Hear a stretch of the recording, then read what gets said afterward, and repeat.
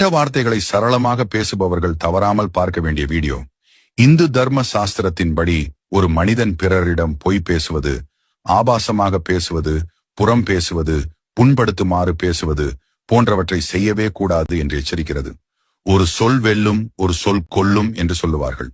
நாம் பேசும் ஒரு வார்த்தை ஒருவருக்கு வெற்றியை தருவதாகவும் அமையும், ஒருவரின் உயிரையே கொல்வதாகவும் அமைந்துவிடும். மந்திரங்களுக்கு சக்தி இருப்பது போல வார்த்தைகளுக்கும் சக்தி உண்டு. ஒருவரை ஊக்குவிக்காவிட்டாலும் உன்னால் முடியாது, இது நடக்காது, கூடாது, இல்லை என்று எதிர்மறையான சொற்களை பயன்படுத்தி அவர்களை மட்டம் தட்டுவது கூடாது.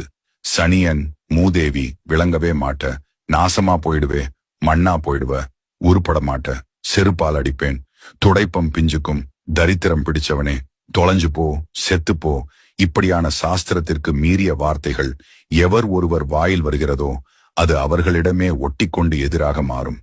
சபிக்கும் வார்த்தைகள், நிந்திக்கும் வார்த்தைகள், கெட்ட வார்த்தைகள், எதிர்மறை வார்த்தைகள் ஒலிக்கும் இல்லங்களில் மகாலட்சுமி வாசம் செய்வதில்லை. தரித்திரமும் துன்பங்களும் அந்த வீட்டில் தாண்டவமாடும்.